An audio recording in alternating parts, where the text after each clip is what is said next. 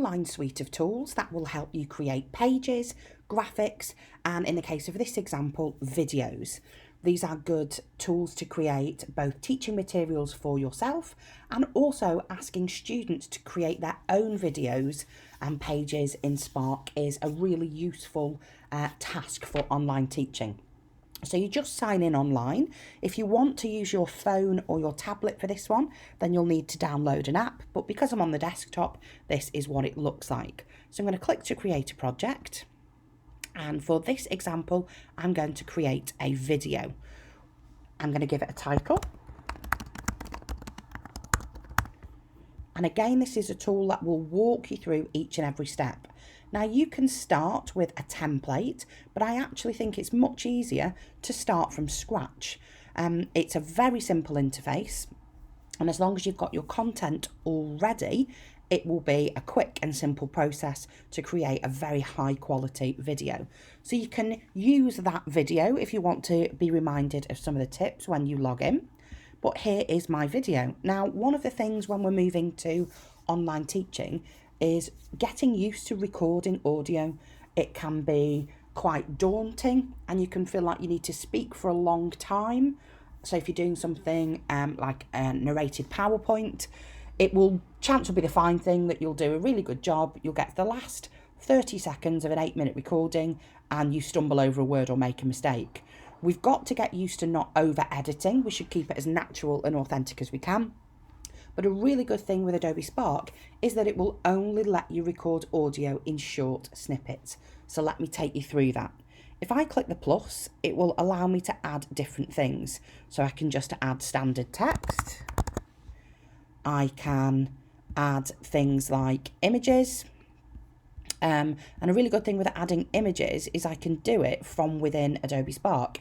So if I find free photographs and I want to go to learning, it will just give me things that are already there that I can drop straight in. So I don't have to go out and find and collect things from elsewhere. Now, when I want to record over the top of my slides for an Adobe Spark video, I just connect my microphone and click this button at the bottom.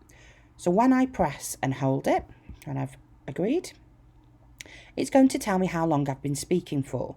Now, as you move through your speech, it's going to give you little markers as to how long you've been speaking for. So it's going to remind you to keep it short at 10 seconds. After 20 seconds, it's probably going to give you another little message to tell you that you're going to need to hurry up, because then you're going to go into your final 5-second countdown. It wants you to only record for 30 seconds. Why? Because it wants you to consider that cognitive load. So if I wanted to record that again, I'd just click on here and re-record over it, but it keeps it really nice and simple. To add a slide, I click the plus, and again, I can just add whatever I want into there and build my video, adding the audio as I'm going through. And once I've finished, I can then start to play about with how I want it to look. So for example, I might think that blue's not really me, so I want to change it to a nice green one. And again, I can customize the colors and the options as we go through. So there's very little needed to make these videos look good and to keep them nice and simple. One tip for you is Adobe Spark will always put music on top of your video automatically. It's quite nice to have a little bit of a jingle in the background, and it will give you lots of different options here, as well as adding your own music. Please do consider copyright with that.